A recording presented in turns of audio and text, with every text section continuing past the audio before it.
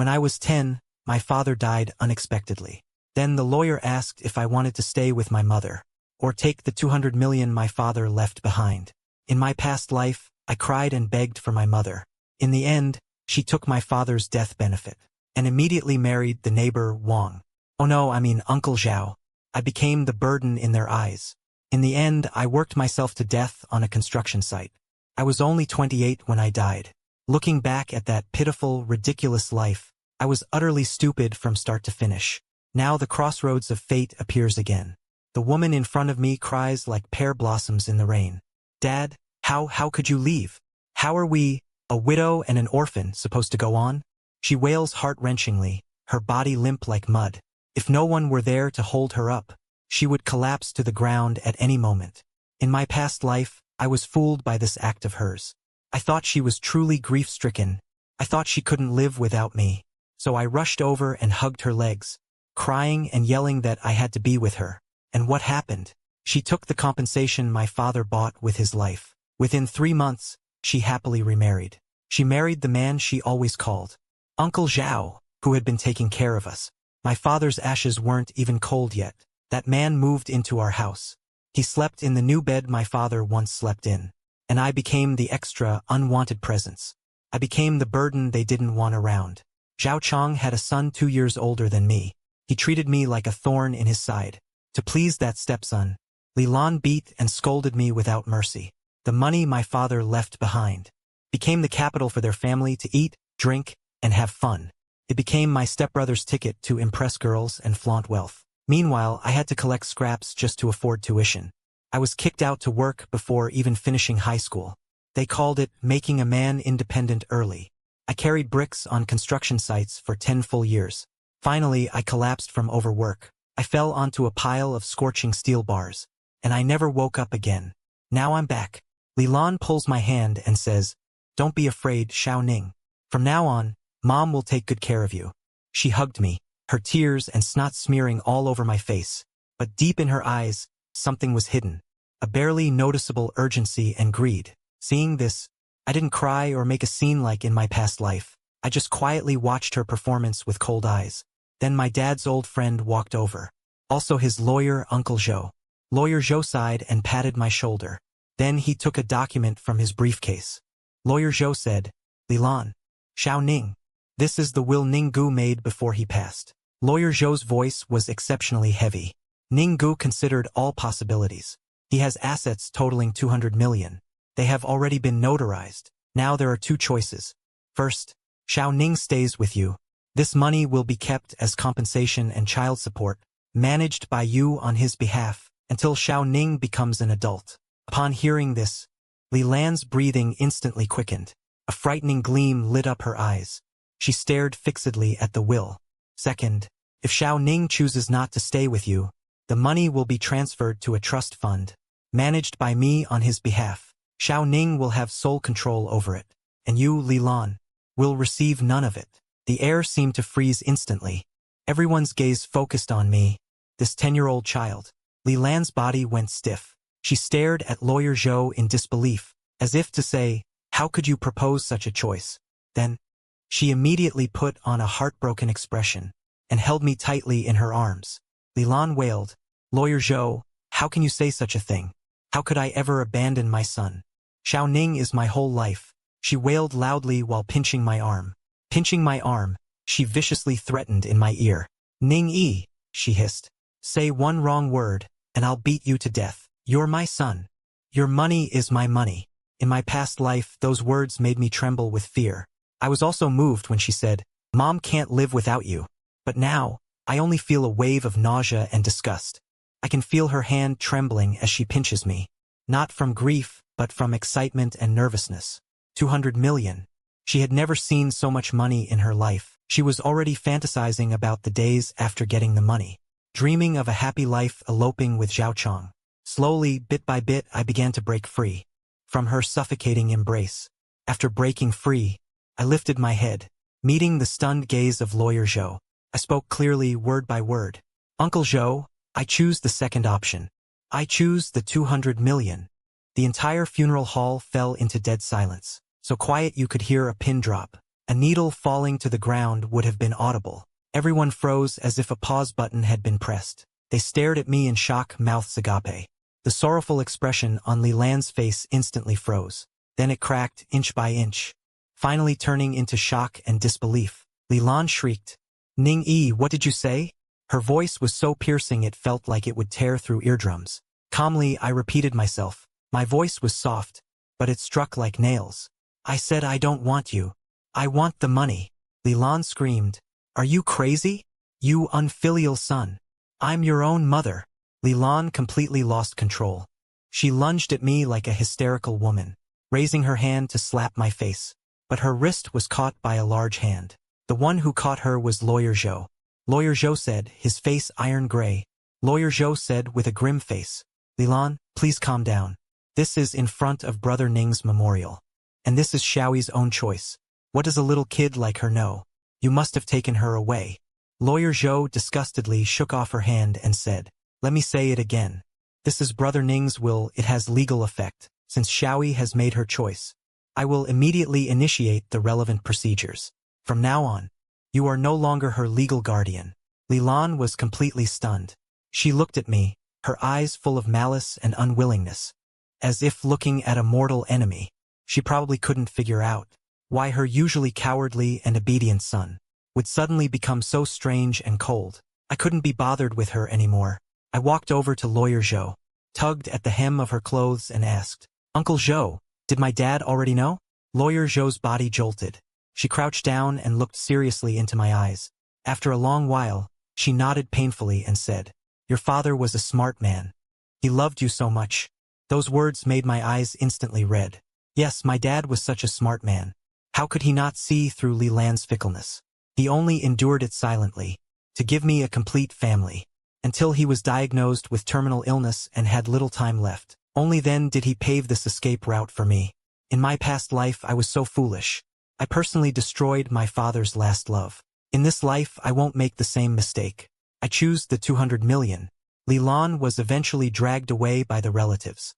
The venomous look in her eyes as she left. I engraved it in my heart and remembered it for life. But I couldn't care less. From the second I made my choice, the mother-son bond between us was severed. Only hatred remained. Lawyer Zhou became my guardian. He is an upright and reliable person. After my dad's funeral was over, Lawyer Zhou took me to live at his place. He showed me a long investment list.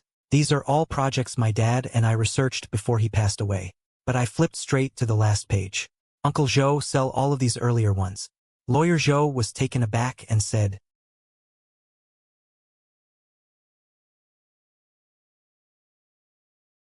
Lawyer Zhou's finger tapped on the list, tapping on a few inconspicuous names.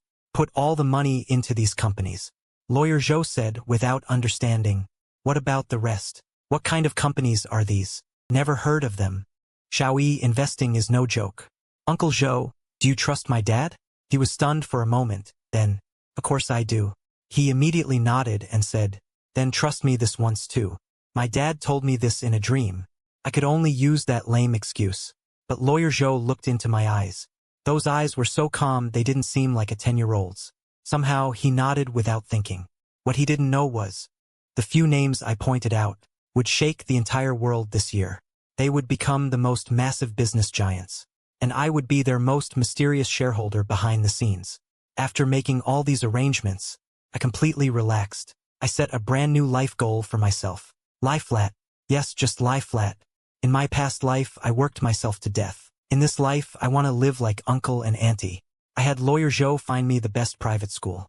Not to study hard, just for the good environment. And the cafeteria food is delicious. I started working out, not for anything else, just so I can have 8-pack abs and a V-line later. Clothes will look good on me. I began studying China's 8 major cuisines. I learned to brew my own alcohol.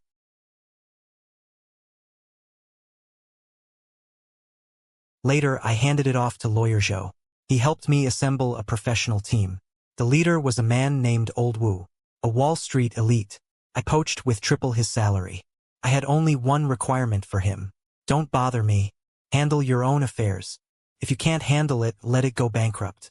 The look Old Wu gave me back then, like he was looking at a prodigal son of a wealthy family, a foolish landlord. but he still faithfully carried out my orders. And so my life became, boss. Cheer company's stock price has tripled again. We made 5 billion. Got it. Don't disturb me while I'm researching. Buddha jumps over the wall. Boss. Ali company is about to go public. The value of our original shares is expected to exceed 100 billion. Got it.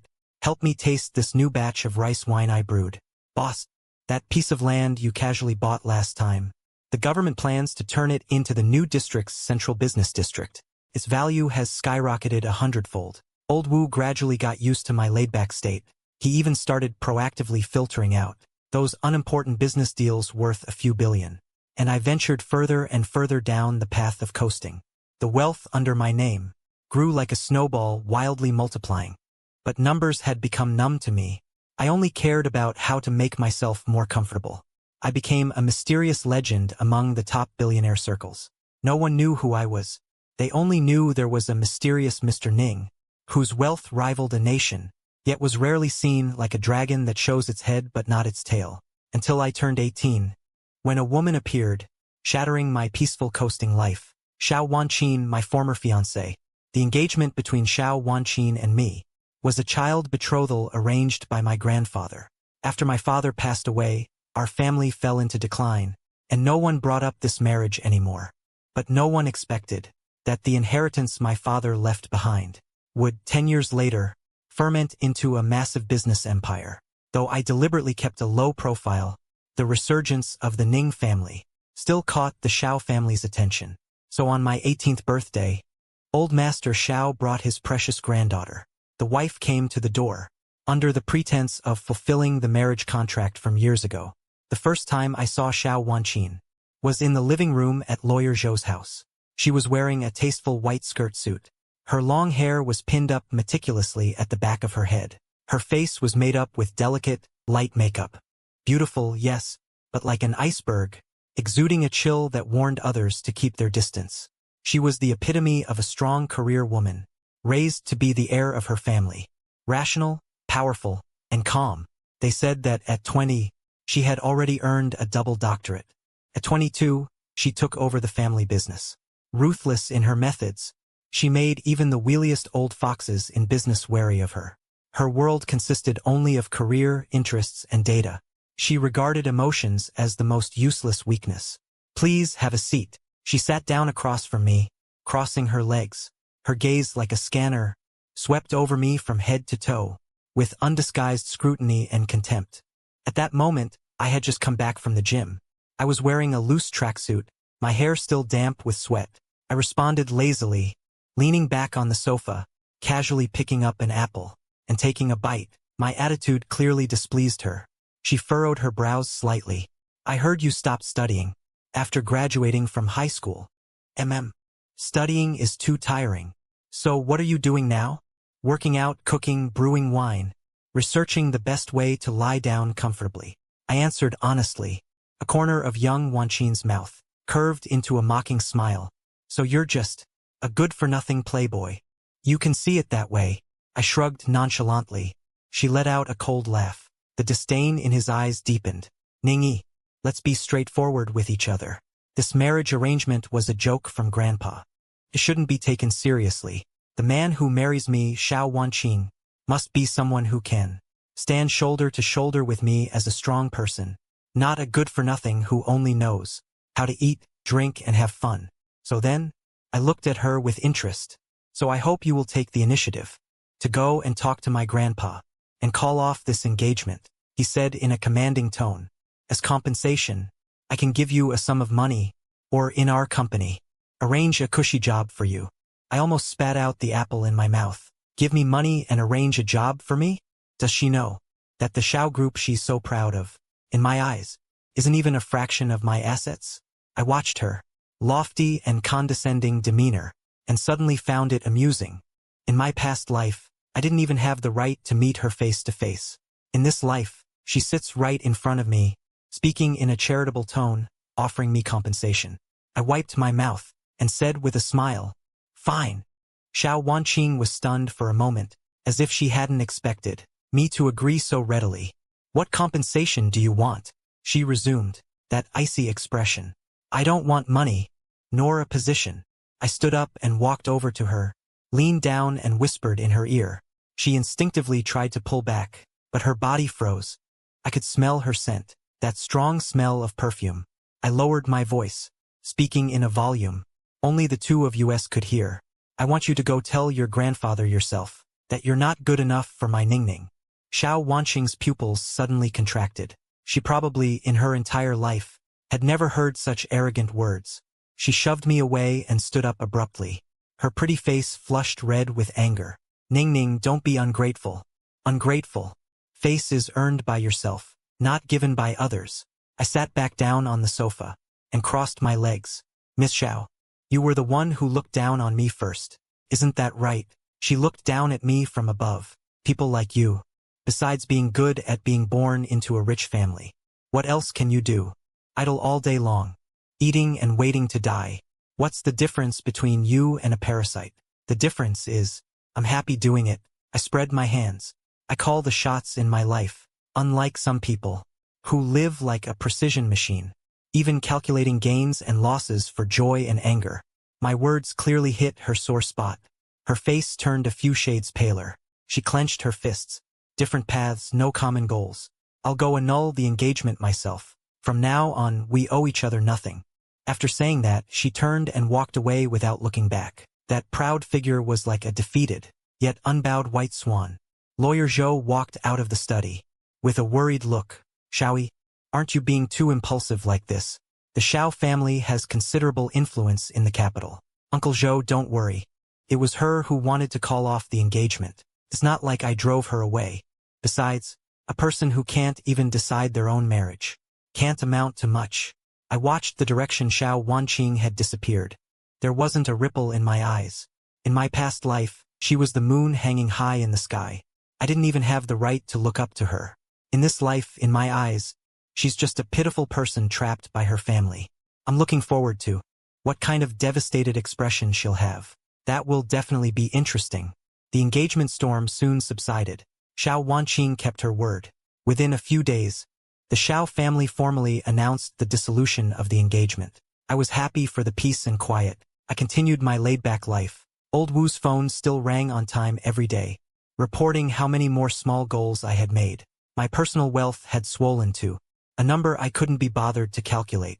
But I still wore a tracksuit costing a few dozen bucks every day, and drove an ordinary commuter car, shuttling between the gym and the vegetable market, until one day, I met an angel inside a dessert shop that was about to go out of business. It was a shop tucked deep in the alleyways of the old town. The shop was very small, decorated in an antique style. It sold some nearly lost traditional Chinese desserts. I was drawn by the hand-carved wooden sign at the door. Today's special, osmanthus flour steamed glutinous rice flour cake. This dessert was something my dad loved to make for me when I was a kid. I pushed the door open. The wind chime let out a crisp ring. A girl in a light cyan cheongsam walked out from the back. Her long hair reached her waist. She wore no makeup. Her face bore a hint of startled confusion. The moment I saw her, my heart skipped a beat. It was a very strange feeling.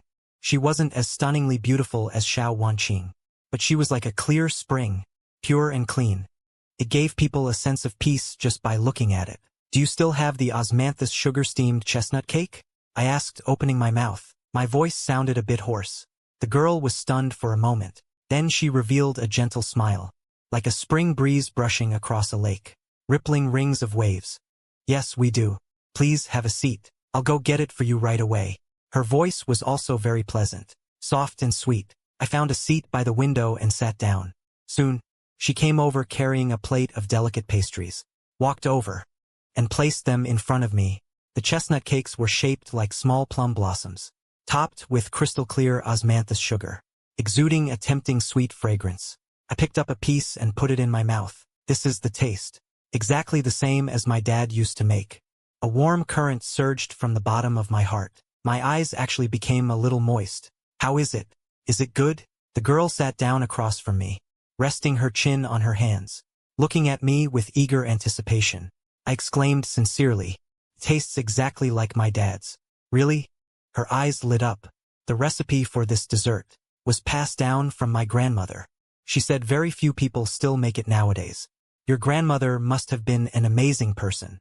She puffed out her little chest proudly. Yeah. My name is Shin Yuchu. This shop is mine. What about you? My name is Ning Yi. We chatted like old friends. Talked on. That's when I learned she came from a family with a long culinary tradition.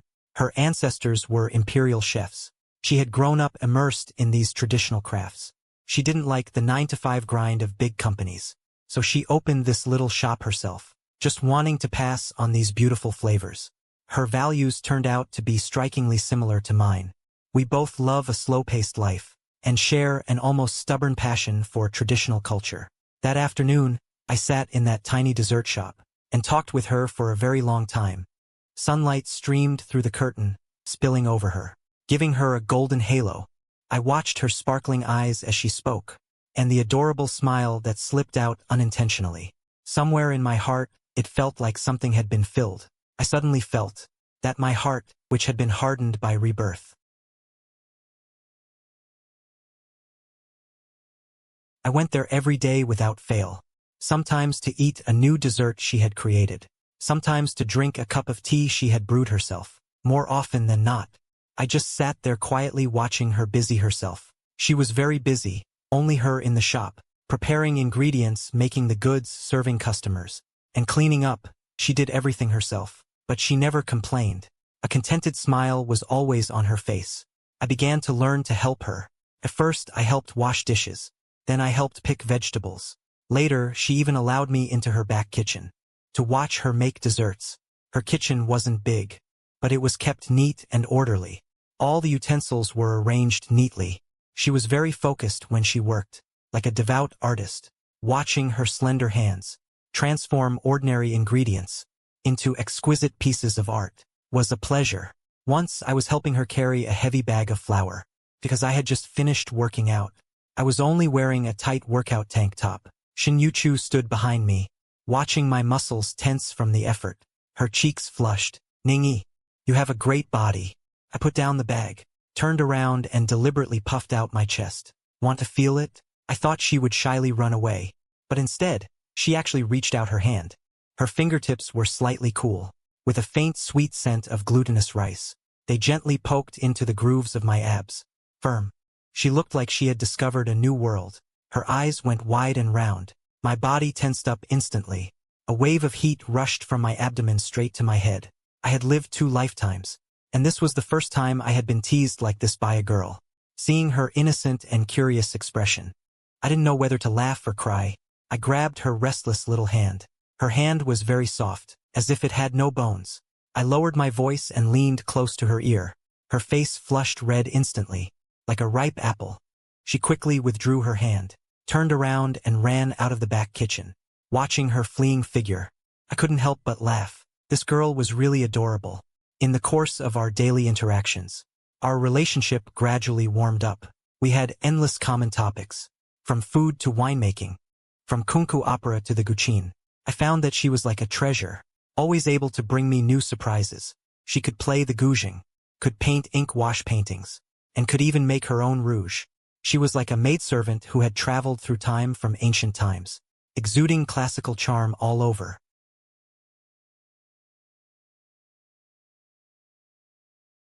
I started looking forward to seeing her every day, to seeing her smile, to bantering with her, to those little unconscious movements she made. I even began to think, if in the days to come, I had her by my side every day, that wouldn't be so bad. I gave her dessert shop a special name, called My Jade Kitchen, and she gave me a nickname, called the Lying Down Landlord. She said I do nothing all day, just come here to collect rent, and take all the best desserts that she makes.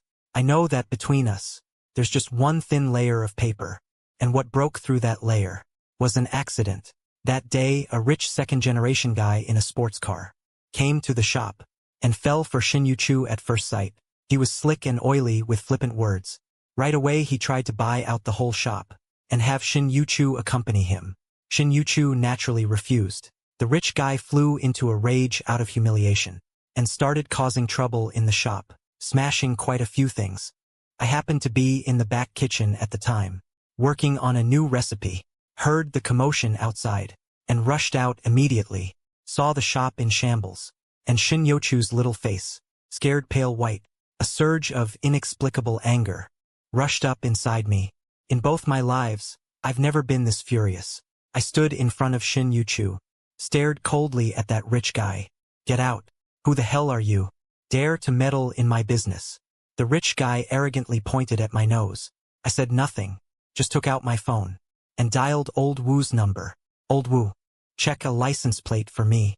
Within 5 minutes, make him and his family's company disappear from the capital.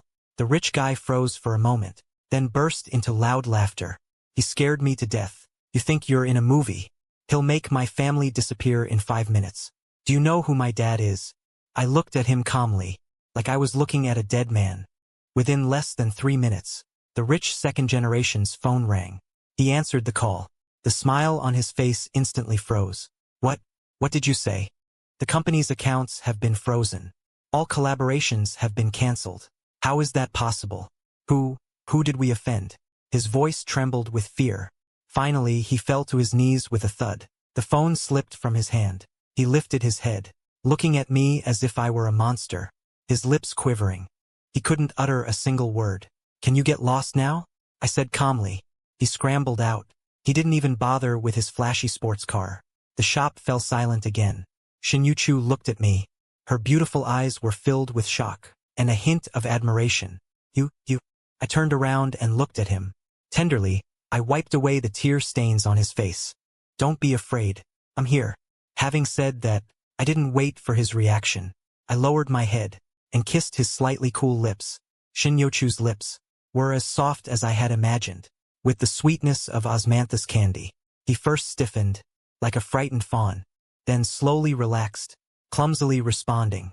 The kiss was very light and shallow, yet it struck my heart like an electric current. After a long while, I reluctantly let him go. He lowered his head, his face so red it could drip blood. Not daring to look at me, Shin Yuchu, I cupped his face, making him look into my eyes, said seriously, "Will you be my girlfriend?" He bit his lip, his long eyelashes fluttering like butterfly wings. After a long while, he finally, in a voice as soft as a mosquito's hum, quietly murmured yes. I smiled. Like an idiot, I pulled him tightly into my arms, feeling like I owned the whole world. Having lived 2 lives, for the first time, I understood what it meant to feel my heart race, what happiness was. He mumbled in my arms. You were so scary just now. Did I scare you? You can make a company go bankrupt with just 1 phone call. Ming-Yi, who exactly are you? I looked at his clear, innocent eyes, and knew I couldn't hide it from him anymore. I told you, I'm just a laid-back landowner. I flicked his nose. I just have a lot of land.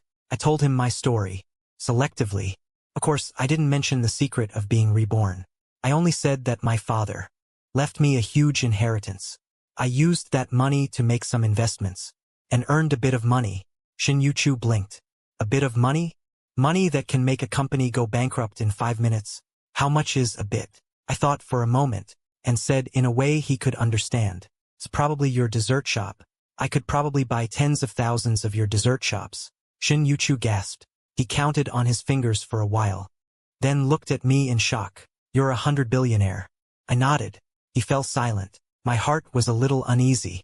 I was afraid that the huge gap in wealth between us would make him back away. I didn't expect him to be silent for so long.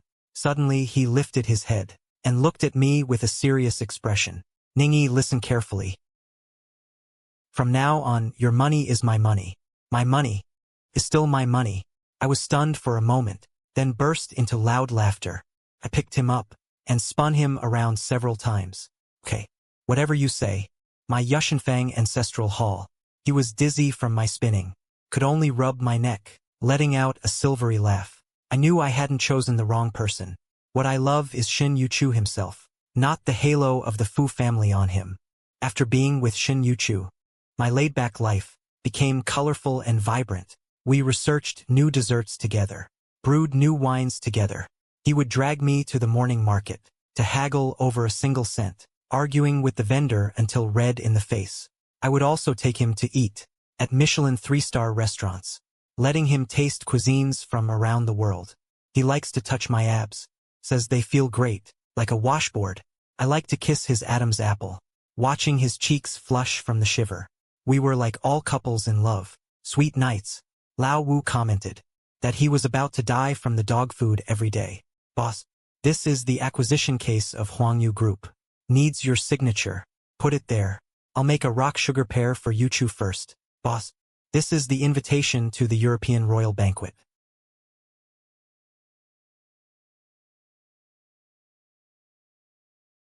When Lao Wu mentioned President Xiao, he glanced at me cautiously.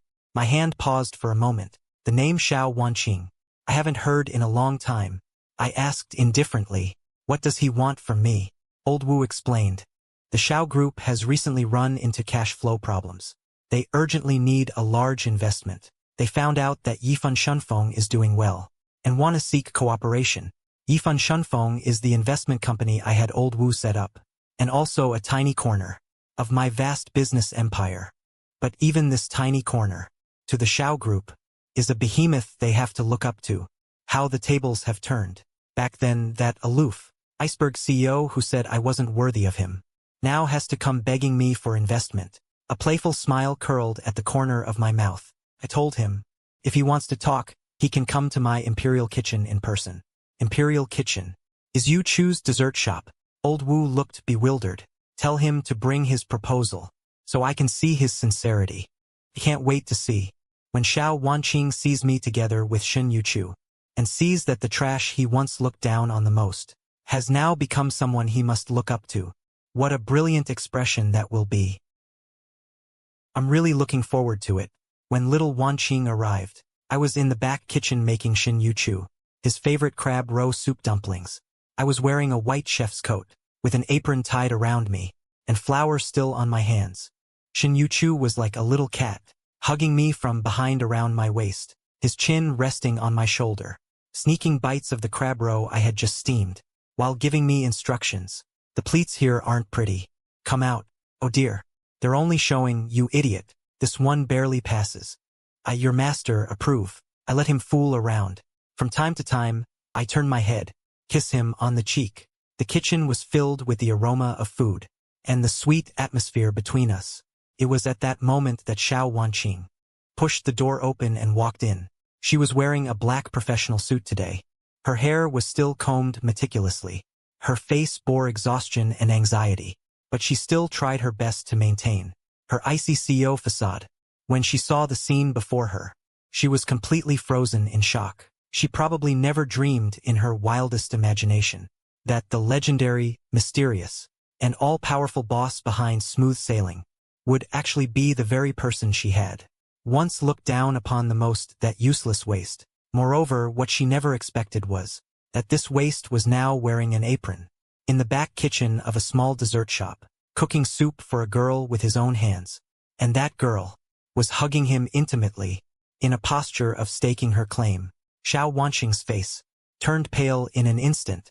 In her usually calm and rational eyes were filled with shock and confusion, and a hint of discomposure she herself hadn't noticed. President Xiao, you're here? I seemed to only just notice her. Wiped my hands, untied the apron, gave a lukewarm greeting.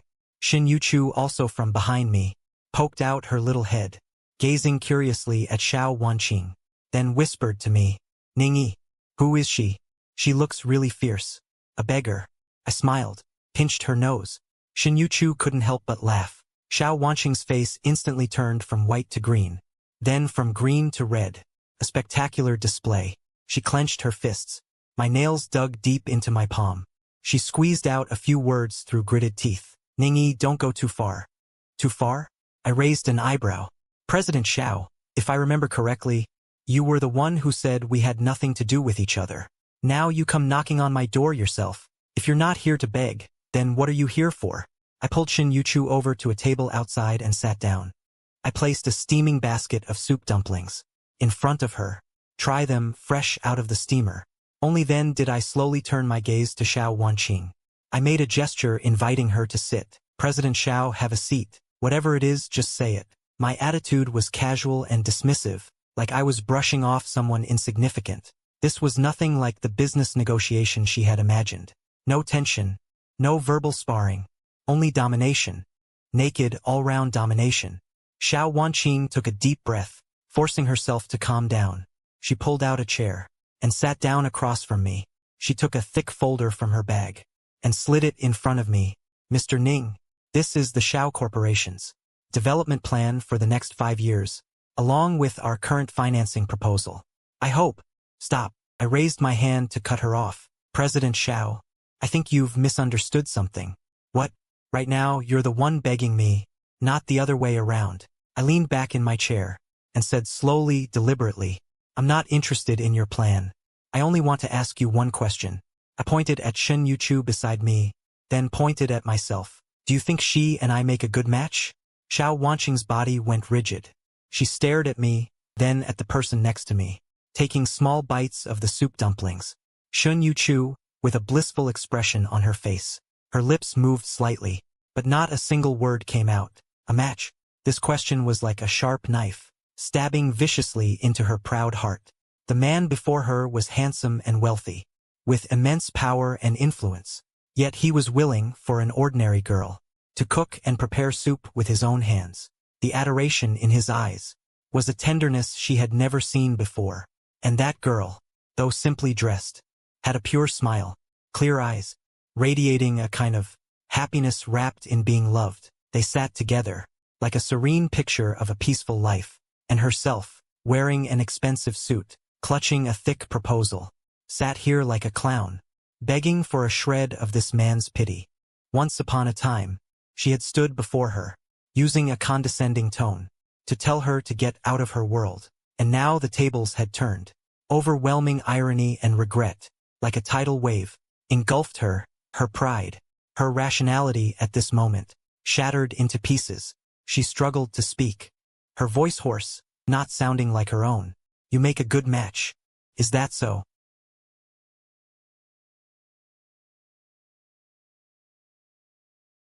Xiao Wanqing's face, drained of its last trace of color. She knew I was humiliating her, using the very words she once said, returning them to her unchanged. Mingy, I admit, back then I was blind. She closed her eyes, as if using all her strength. I apologize to you, but business is business, and personal is personal. This cooperation with the Su Group is really important. I beg you. Beg me? I interrupted her. President Xiao, in what capacity are you begging me? As my ex-fiancé, or a defeated opponent? Shin Yuchu listened, completely confused, but she wisely didn't interrupt, only quietly added to my bowl a small steamed bun. Then, with her clear eyes, she silently supported me.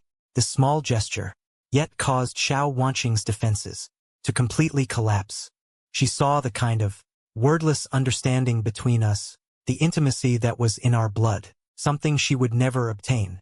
She always thought she pursued the pinnacle of her career, supreme power, but only today did she realize that when she stood high above the masses, how empty and cold her heart was. She won the whole world, but lost the only person. Ningyi. She spoke again, her voice now choked with tears. Consider this my begging you. Okay, she cried. The one who was always aloof, cold as ice. Xiao Wanqing actually cried. Tears rolled down her delicate cheeks, dripping onto her proud proposal, spreading into a patch of water stain. I watched her quietly. No hint of pleasure in my heart, only indifference. In my previous life, I might have, moved by her tears, I softened. But not anymore. I picked up that proposal. Without even looking at it, I tossed it directly into the trash can beside me. President Xiao, I stood up and looked down at her. Let me tell you one more thing. I have no interest in acquiring a company on the verge of bankruptcy, especially when the owner of that company is you. With that, I stopped looking at her, took Shin Yochu's hand, and turned to walk into the kitchen. Behind me came the sound of Xiao Wanqing's uncontrollable, heartbroken sobs. I knew that from today onward, this woman's pride had been crushed by my own hands, and this was only the beginning. Xiao Wanqing left, utterly devastated. I didn't pay any more attention to what happened to her, because an even more disgusting person showed up at my door. Li Lan, my biological mother. She had somehow found out about Shin Yochu's dessert shop and blocked the entrance directly.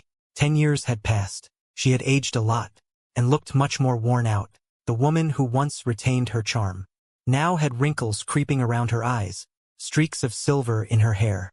She wore cheap market stall clothes, her face full of Philistine cunning and calculation. One look and you could tell that she and Zhao Chong hadn't been doing well all these years. In the previous life, they squandered my father's money recklessly. Zhao Chong also got addicted to gambling. Soon, they blew through everything. In this life, without my father's money, they were probably struggling even more. As soon as she saw me, she lunged forward.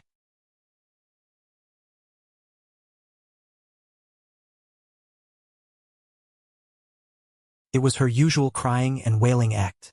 Say what you have to say, I said coldly. If not, just cry. Shall we? How can you talk to your mother like that? Mom knows you're still mad at her. But back then, Mom had her reasons.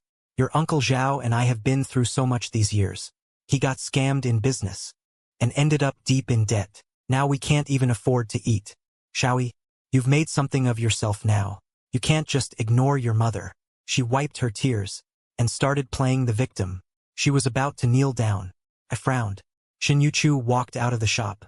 Seeing this, she looked a bit lost. Ningyi. One last thing. An irrelevant person.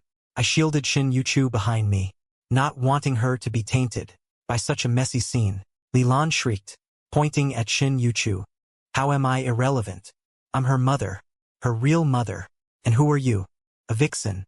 Trying to seduce my son. After our family's money, aren't you? Shin Yuchu's face turned pale. My expression darkened completely. I said slowly, word by word, my voice cold as ice. I'll say it again. Get lost. I'm not leaving. Ningyi, you have to give me money today. 1 million. No, 10 million. Or I'll stay here and never leave. And I'll sue you for abandoning your own mother. Li Lan started throwing a tantrum. She thought I was still the same pushover she could manipulate. She thought I cared about my reputation. Will care about what others think. He was wrong. I looked at his ugly face and suddenly smiled. Fine, I said. You want to sue me? I'll give you that chance. I took out my phone and dialed Old Wu's number again. Old Wu, find me the best law firm in the capital. Also contact the biggest media outlets. I'm holding a press conference. The theme will be me and my biological mother, settling the accounts of all these years. Li Lan froze. She never expected that I wouldn't be threatened by her. Instead, I was going to blow things up. You wouldn't dare. She blustered without conviction. Watch me. I put away my phone and sneered. Li Lan, you probably forgot 10 years ago how I chose. 10 years ago, I could give up everything for money. 10 years later, I can still ruin your reputation, just for some peace. Don't you love to put on a show? I'll give you a bigger stage to act. Your fill. My eyes looked at her like she was a dead thing. Li Lan felt a chill run through her under my gaze. She finally realized the son standing before her was no longer someone she could control. He's a devil. Li Lan finally couldn't bear the immense pressure and slunk away in shame. The world was finally quiet. Ningyi. Shin Yuchu tugged my hand worriedly. Is she really your mother? She used to be.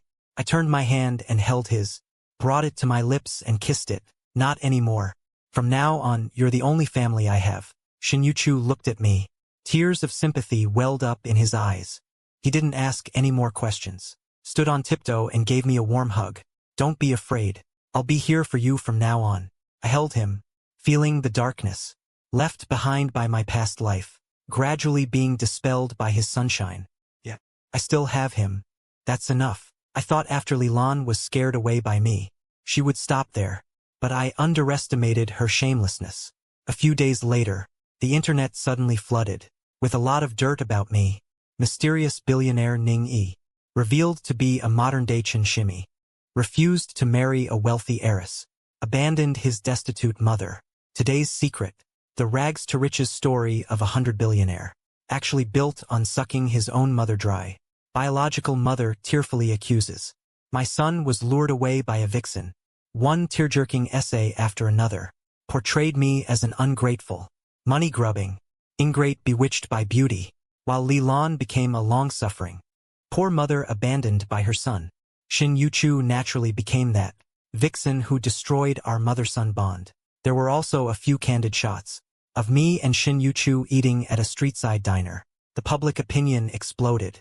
Countless netizens who didn't know the truth were incited by these sob stories and started unleashing a frenzied online attack on me. My name, for the first time, landed on trending topics this way. Some even went to the extreme. They doxed Shin Yu-chu's dessert shop, splashed paint and threw trash at the shop door.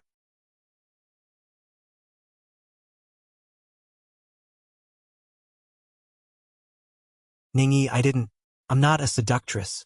I know you're not. Don't be afraid. I'll handle everything. The murderous intent in my eyes was stronger than ever. Lilan, Zhao Chong. You really pissed me off. I originally just wanted to leave you to your own devices. But you had to go after the people I care about most. Then don't blame me for being ruthless. I had Old Wu investigate. The results came out quickly. Behind all of this, it was indeed Lilan and Zhao Chong pulling the strings. They hired a third-rate marketing company, bought fake followers with money, directed and acted out this whole drama themselves. But what surprised me even more was that behind this matter there was also the shadow of Xiao Wanqing. Although she didn't directly participate, the PR company under her banner played a role in fueling this public opinion war. Fine. Just fine indeed. One is my shameless biological mother. The other is my unwilling ex-fiancé. Since you like teaming up, then I'll send you both to hell together. I didn't rush to clear things up, nor did I take down the trending topics. I let the public opinion continue to ferment. I want them to climb higher, so they fall harder. 3 days later, just when the whole internet's condemnation of me reached its peak, I held that press conference. I had prepared for Lilan. The venue was in the capital, at the top 7-star hotel, the largest banquet hall. I invited over 100 mainstream media outlets nationwide. The scale was unprecedented.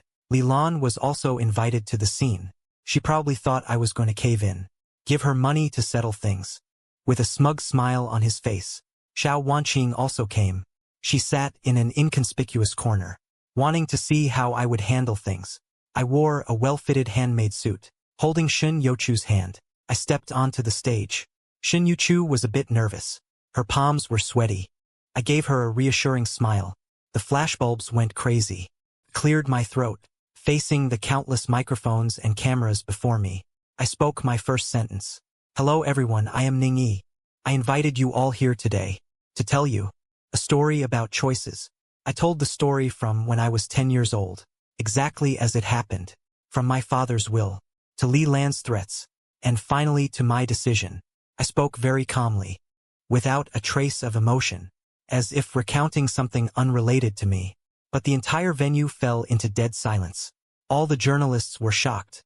They probably never expected the truth to be such a stunning twist. Li Lan's face turned pale instantly. She tried to rush up and argue, but was firmly held down by the bodyguards I had arranged. Of course, words alone are not proof. I snapped my fingers. The large screen behind me lit up and began playing a recording. It was from 10 years ago at the funeral. Li Lan's threat whispered in my ear. If you dare say anything wrong, I'll beat you to death. You're my son. Your money is my money. The voice was crystal clear. I had Lawyer Zhou retrieve it from the recording device he carried back then. My father was suspicious in life, and Lawyer Zhou kept it just in case. Lawyer Zhou just in case. I only recorded the entire conversation back then. Never thought it would come in handy today. The moment the recording was played, the whole venue erupted in shock. The reporter's camera flashes all turned to Lilan, whose face was ashen. Lilan screamed hysterically, "That's fake. It's doctored." I smirked. Fake? Then what about this? Is this fake too? The big screen shifted. A video began to play. It was less than a month after my father died. Lilan and Zhao Chong were at an upscale restaurant, raising their glasses in celebration. Lan, I told you, that kid is an idiot. He'll definitely choose you. He's my son. I know him inside out. Once we get that 200 million, we'll travel the world. Come on, to our beautiful future. Cheers. In the video, the two of them were beaming with joy, their smiles blindingly bright. This video was recovered by Old Wu using some special methods from the restaurant's security footage. The evidence was ironclad. Lilan could no longer deny it. She collapsed to the ground like a pile of mud. It's not over yet, I said coldly. More evidence appeared on the big screen. Zhao Chong's gambling IOUs, records of them selling off my father's belongings, and even testimonies from the neighbors about how they abused me when I was young. Item by item, the truth was horrifying. The so-called loving mother, the so-called hidden difficulties, in the face of undeniable facts, became nothing but a colossal joke. The entire press conference turned into a public execution of Li Lan and Zhao Chong, openly. And from start to finish, I was merely a calm observer. Finally, the big screen froze on a document, a statement severing mother-son ties. I picked up the microphone. I hereby formally announce. My voice carried across the entire venue. From this day forward, I sever all ties with Ms. Li Lan. From now on, in sickness and health, in marriage and death, we are unrelated. Furthermore, I paused. My gaze swept toward Xiao Wanqing in the corner. As for all individuals and entities who maliciously slandered me, and my fiancée, Miss Shin Yuchu, my legal team will pursue full legal liability, including the PR firm under the Xiao Group. Xiao Wanqing's body jolted. She looked up and met my icy gaze. All color drained from her face. She knew I was declaring war on her. She also knew she had lost, utterly and completely. The press conference became the top headline on every media outlet that night. Public opinion instantly reversed. Various trending topics bombarded the hot search. Li Lan and Zhao Chong became rats in the street. Everyone shouted to beat them. They not only faced moral condemnation, but also legal punishment, fraud, child abuse, evidence forgery. Enough to rot in prison for life. The Xiao Group was also implicated. Its stock plummeted 30% overnight. On the verge of bankruptcy, Xiao Wanqing was frantic, begging everyone for help, but hitting walls everywhere. No one dared to offend me at this time. She finally tasted abandonment and isolation on all sides. A few days later, an unexpected person called me. It was Xiao Wanqing. Her voice was no longer cold, but filled with exhaustion and hoarseness. Ningyi, I told you. That was the first thing she said. I called you, not to beg you to let go. I just wanted to ask you a question. Say it. If I hadn't called off the engagement back then, would you have? No. I interrupted her without hesitation. Xiao Wanqing, you never entered my world, and you never could, because you never understood me. You only saw what you thought you saw. You only liked what you imagined, and from start to finish, all I ever wanted was to be an ordinary man, who cooks for the one I love. There was a long silence on the other end of the line. Finally, only a faint sound came through, as if a heart was breaking. I understand. She hung up. I knew. This woman, for the rest of her life, would never bother me again. She might rebuild her business empire, in her own way, but in her world, there would always be a missing piece, the puzzle piece called happiness, and I had already found my happiness. I turned off my phone, and walked into the kitchen. Shin Yuchu was tying the Winnie the Pooh apron I bought her, humming a tune, clumsy, learning to wrap dumplings, her face covered in flour. When she saw me come in, she flashed me a big smile. Chef, come help. You're head of the Imperial Kitchen. Today I want to eat 3 fresh filling dumplings. Sunlight streams through the window. It shines on her lovely face, warm and beautiful. I walk over, hug her from behind, on her nose dusted with flour.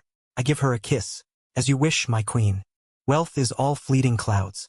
These things, in this moment, all become unimportant. I just want to hold the girl in front of me, cook for her for the rest of my life, see her smile for the rest of my life, reborn into this life.